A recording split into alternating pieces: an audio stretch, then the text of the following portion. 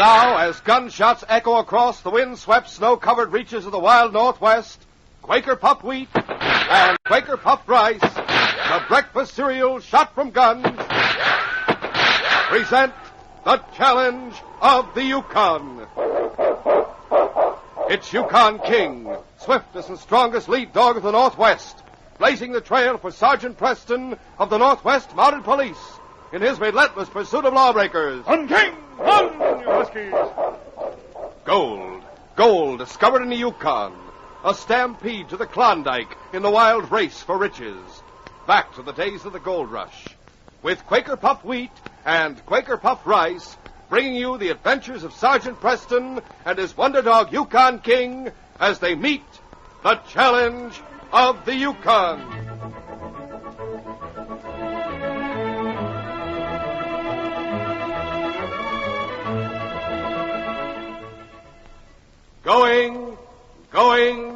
Gone. That's the way Quaker Puffed Wheat or Quaker Puffed Rice disappears at breakfast time. These ready-to-serve cereals hit the spot from first to last delicious spoonful. Yes, wheat or rice shot from guns is exploded up to 8 times normal size to make it crisp and tender.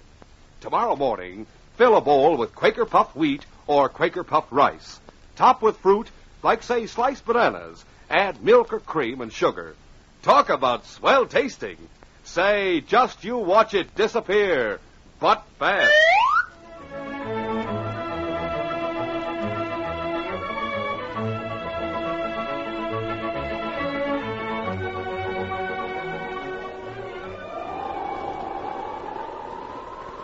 When Rex Dryden entered the office of the Dryden Mining Company with Jake and Ben, John Dryden was slumped over his desk, a bullet through his back.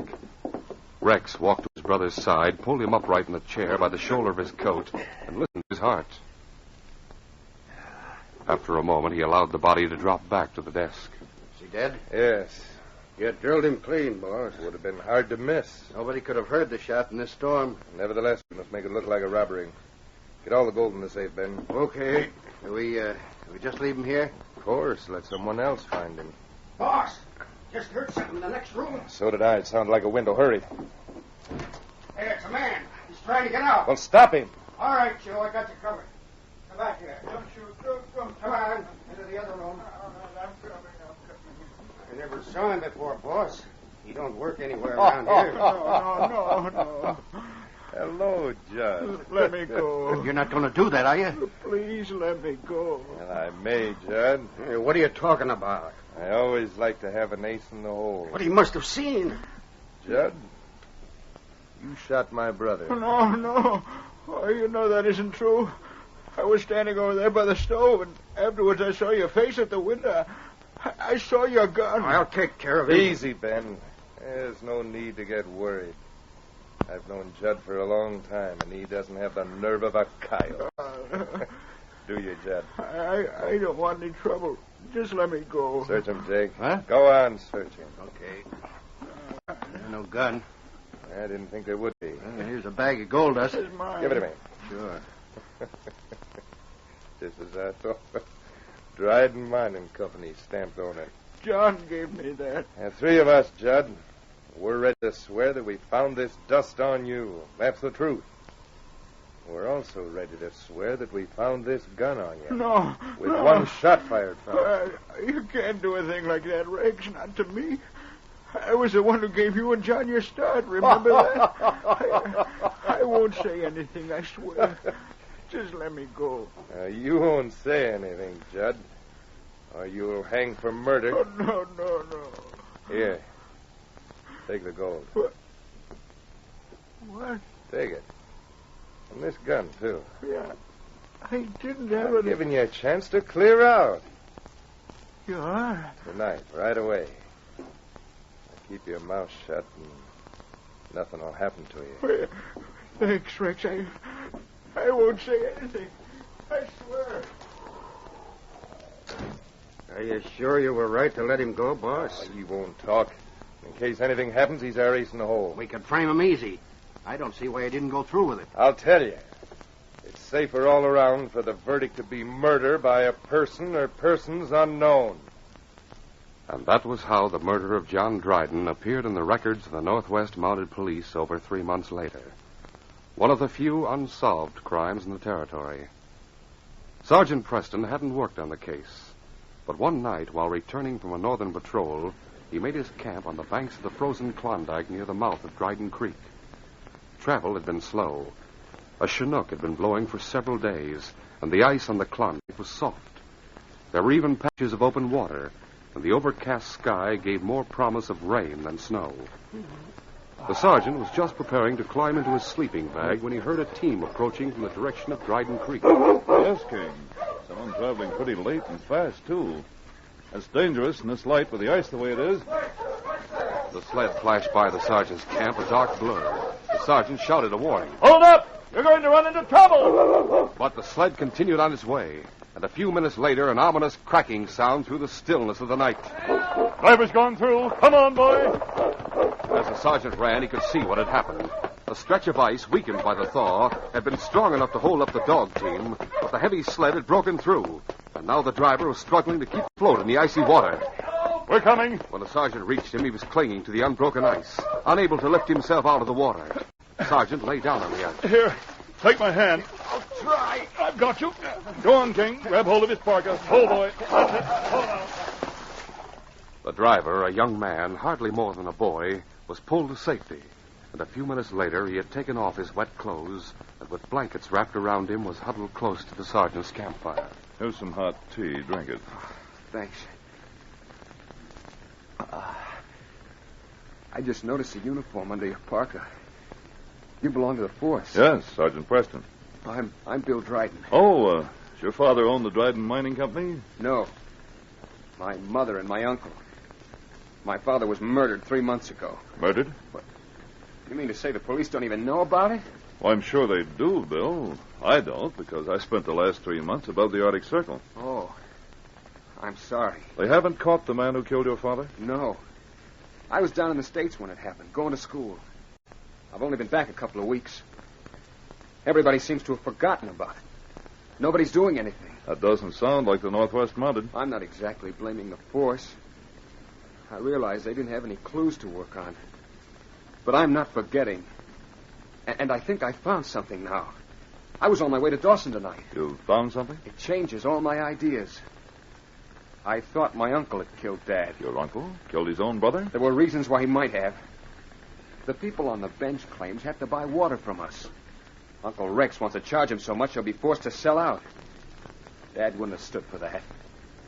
But my uncle finds it very easy to influence my mother. A difference of opinion about business methods is hardly a motive for murder. And it wouldn't be for most people. All right. I know I shouldn't be talking about Rex this way. It's just a personal resentment between us. And I shouldn't be talking about that either. I was wrong. You said you'd found something. Yeah, a letter. Will you hand me my money belt? Surely. Yeah. This is supposed to be waterproof. I hope it is. Oh, yeah. Read this, Sergeant. From Judd Evans. Do you know Evans? No. Do you? He's an old prospector. I met him in Dawson. Dad had agreed to lend him money. And he wrote that he'd be at the creek on November 10th. And that's about all. What makes the letter so important? He needed money. He'd be sure to come. One would think so. Sergeant, it was on the evening of November 10th that Dad was killed. I see. And the safe in the office was open. Did anyone see Judd Evans around the company buildings? No, but that's easily explained. There was a terrific storm that night. He came. He found Dad in the office alone. Dad opened the safe to give him some money. Judd shot him and took all there was. Doesn't it make sense? The letter should be investigated at any rate. Will you do it? Of course.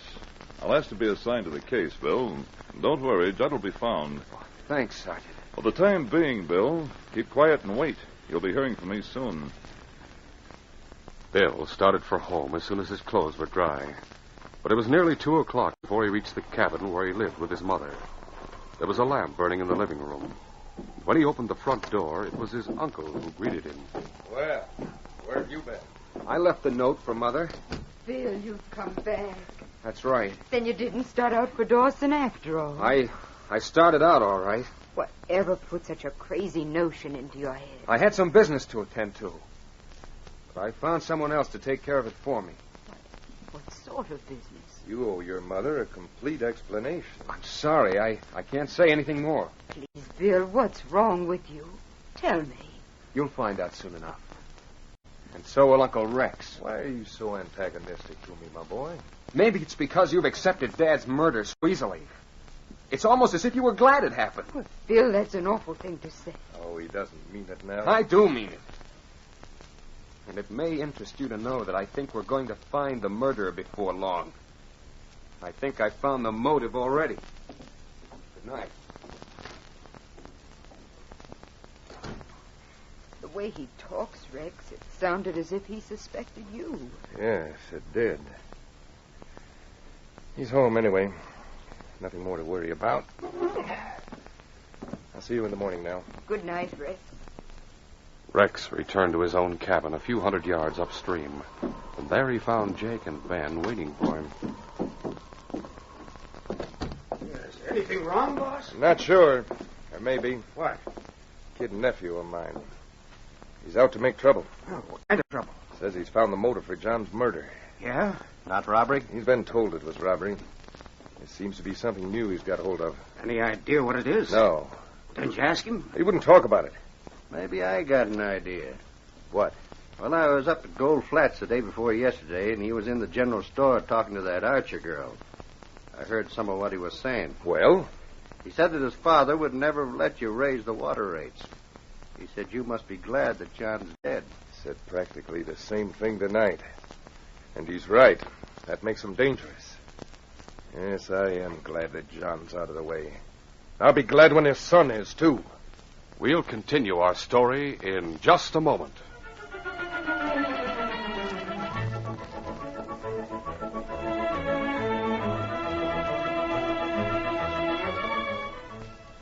Boy, oh boy, here it is, Valentine's Day. Gee, aren't Valentines a wonderful idea? Wonder who's at the door.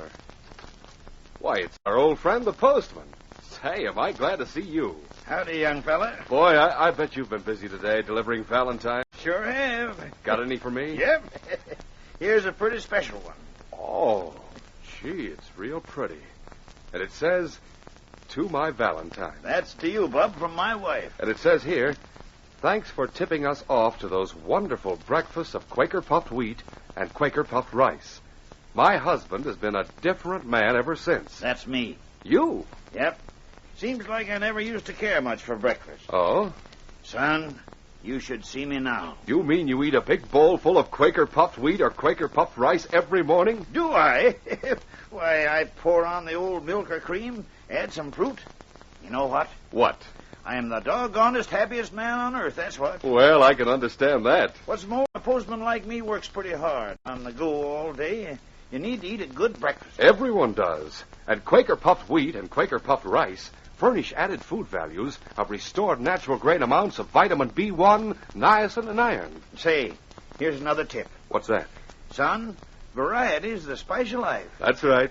So I eat Quaker puffed wheat one day, Quaker puffed rice the next. That's a swell idea. And say, fellas and girls, why don't you do the very same thing? Buy both delicious kinds. Quaker puffed wheat and Quaker puffed rice. Those swell-tasting, ready-to-serve cereals are shot from guns to make them crisp and tender. Yes, these king-size premium grains are exploded up to 8 times normal size to make them bigger and better tasting. Ask Mom right now to order big red and blue packages of delicious Quaker puffed wheat and Quaker puffed rice shot from guns.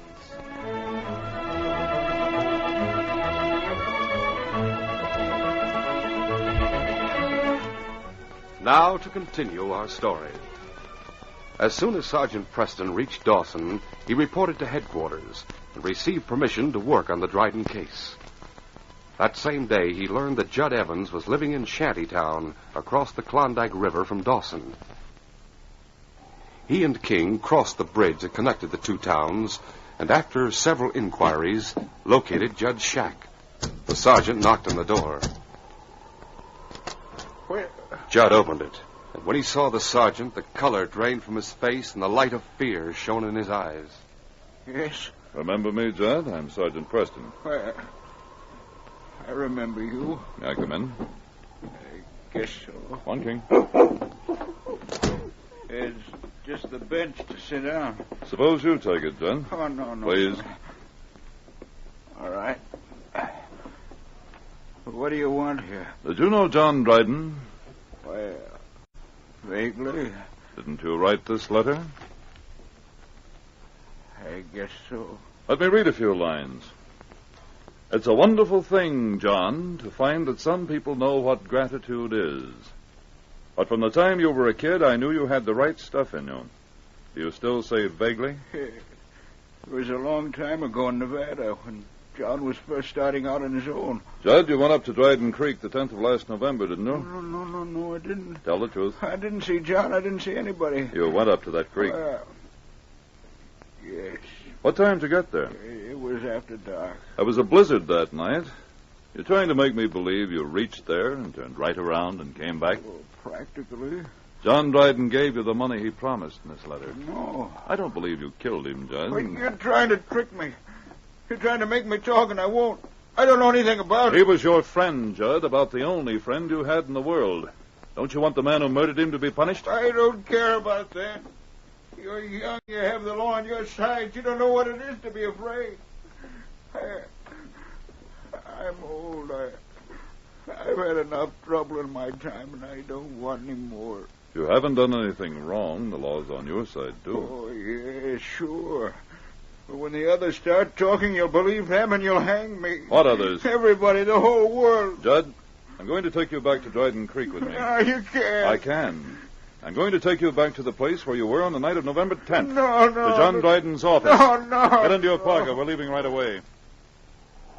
It was nearly 10 o'clock when the first of the mining company's buildings were reached. The sergeant inquired the way to the cabin where Bill and his mother lived. And a few minutes later, he called out to the team to stop in front of it. Hello, King. Oh, you Husky. Come on. I thought you were taking me to the office. I am, Judd. We'll be locked this time of night. We'll need someone to let us in. I don't want to see that little boy. Oh? Why not? What good will it do? I'm not sure. But perhaps the sight of John's widow and his son will change your mind about a lot of things. You're coming in with me. I don't know anything. Come on.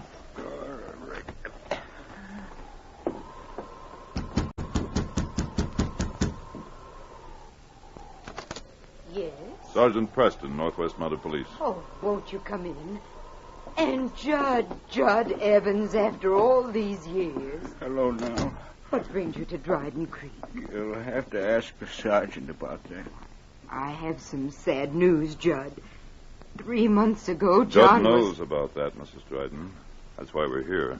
Is your son around? No, he isn't. Where can I find him? We'd like to get into the office. We'd like to have Bill with us. Sergeant, he made me promise not to say anything, but you're different. If you're investigating John's death, you have a right to know. Bill's gone up to Windy Ridge. What does that have to do with your husband's death? Wait a minute, I have the note right here. Here it is. An Indian brought it shortly after dark tonight. Thank you. If you want to find out who killed your father, meet me near the cave on Windy Ridge at midnight. Do you know where that is? Yes, dangerous trail. There's no signature. You any idea who wrote this? No, none at all, Sergeant. Bill tried to find out from the Indian, but all he could say was that some man in Gold Flats had paid him to deliver the note. A man with a black beard. That doesn't help much. No, it doesn't. I didn't like the sound of Windy Ridge at midnight, and I didn't want Bill to go, but I couldn't stop him. You should have. I couldn't. Why, Judd? Why shouldn't Bill have gone to Windy Ridge tonight? Sergeant, I've been a coward, I admit it. I've only been thinking of my own skin, and I convinced myself that was the right thing to do. There was no way to help John. But now they want the boy. If you don't stop them, Sergeant, they'll kill him, too. Who, Judd? Rex. Oh, no. Rex and the others, Jake and Ben. I saw Rex shoot. That wasn't enough for him. Now it's Bill.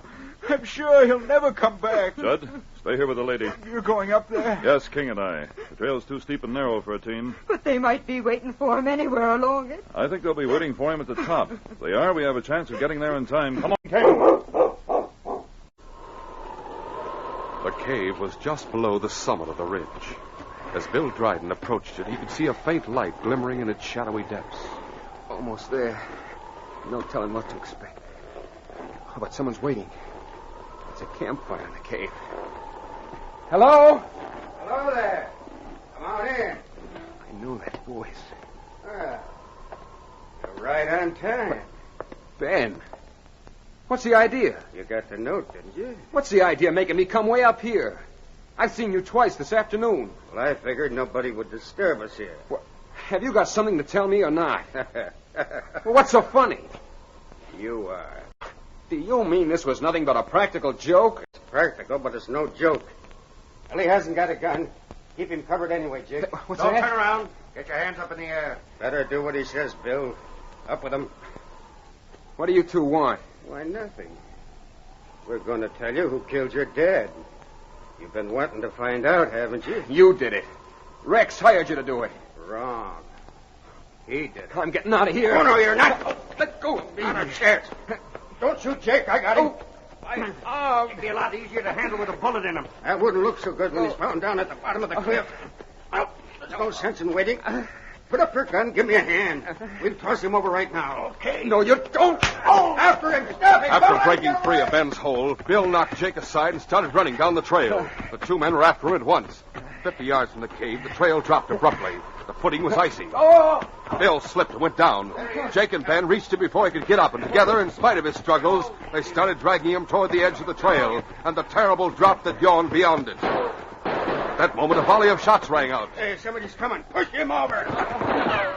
Got to cover. That almost hit me. With a last desperate effort, Ben pushed the body over the edge of the trail. But Bill managed to grab hold of a rock and hang on, his feet dangling over 1,000 feet of empty space. Ben and Jake took shelter close to the cliff wall and returned the fire from down the trail. It was the sergeant who was firing at them, and he kept on climbing from one point of cover to another, shooting whenever Jake or Ben showed themselves. And at last, one of his shots hit Jake. Hold on your guns. You're under arrest in the name of the Queen. But Ben continued to return the sergeant's fire, and Bill cried out. Help! My hands are slipping. I can't hold on anymore. Help! Quick, King, get up there. Pull him back. The great dog leaped forward at his master's command and ran toward Bill. Once Ben tried to take a shot at him, but a bullet from the sergeant's gun drove him back to cover. King grabbed the shoulder of Bill's parka in his teeth and started pulling. The slippery trail was against him. It was hard to dig his feet into the ground. For a second, it seemed that if he kept his hold, Bill would pull him over the precipice. But then the dog managed to brace himself, and he redoubled his efforts. 1 inch, 2 inches. Bill grasped for a new hold on the rock and made it. King kept on pulling, and with his help, Bill was able to pull himself back to the ledge. He lay on the ground, panting. Just then, Ben showed himself once too often, and the sergeant caught him in the right arm. He shot, his gun went out of his hand and skidded along the trail. The sergeant closed in. You had enough? Yes. Don't shoot. How about your partner? He's been hit, too. You all right, Burr? Yeah, I'm fine. But they were going to throw me over the cliff.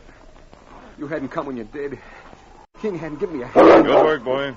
And Sergeant, it wasn't Judd who killed my father.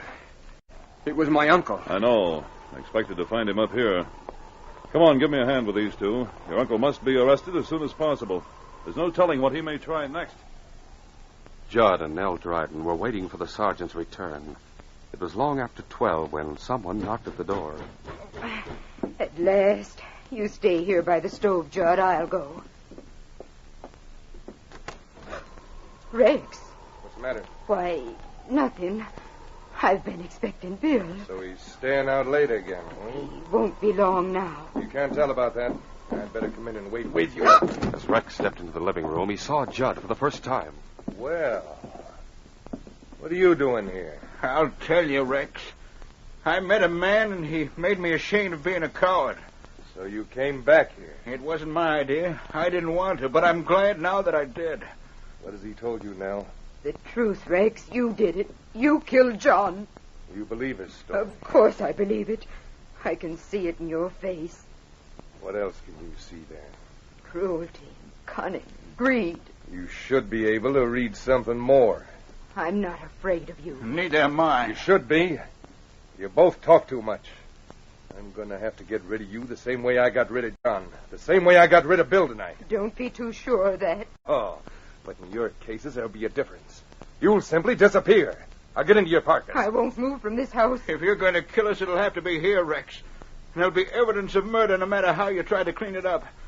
It won't be long before Sergeant Preston gets What's back. that?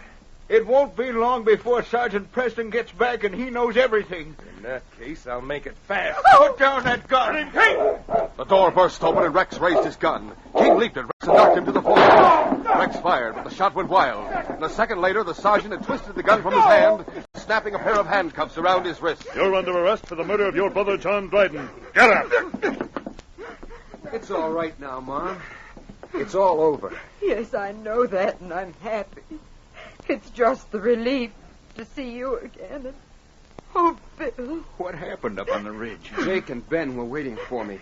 The sergeant and King saved my life. Oh, thank And heaven. ours, too. You're not still afraid to testify against this man, are you, Jed? I'll never be afraid again after tonight. Then we'll take all three of them to Dawson tomorrow morning. They'll stand trial for murder and pay the penalty for what they've done. Yes, King. With these criminals on their way to jail, the case is closed.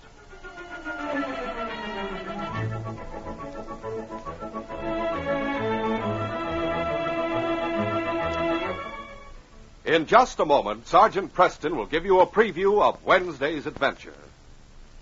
Quaker Puffed Wheat and Quaker Puffed Rice are never sold in bags or bulk. To get the famous ready-to-serve breakfast cereals, the original crisp, fresh wheat or rice shot from guns, always buy the big red and blue Quaker packages. The packages with the smiling Quaker man on the front. That's your family's guarantee that you're getting the one and only Quaker Puffed Wheat and Quaker Puffed Rice. Now, listen carefully. You'll hear it. You'll hear it right on this program. Fellas and girls, you're in for the surprise offer of a lifetime. You'll hear it on this program real soon. Don't miss out.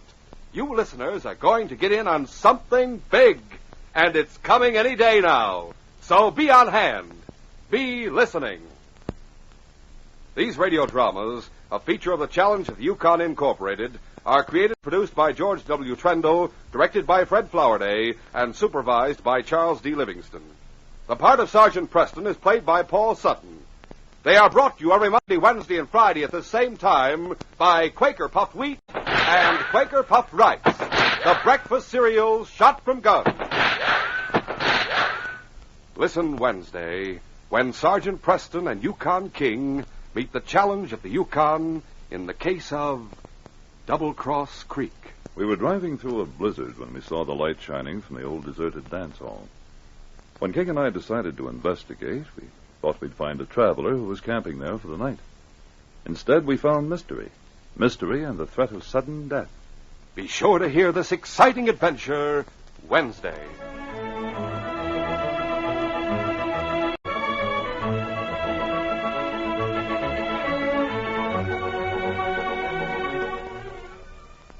For a delicious hot breakfast, eat Quaker Oats. The giant of the cereals is Quaker Oats. Yes, the giant of the cereals is Quaker Oats. Delicious, nutritious, makes you feel ambitious. The giant of the cereals is Quaker Oats. Say, boys and girls, do you want to be a star someday in sports and activities? Then start on good Quaker Oats breakfast tomorrow. 'Cause nourishing oatmeal gives you more growth and endurance than any other whole grain cereal. Still less than 1 penny a serving. Quaker and Mother's Oats are the same.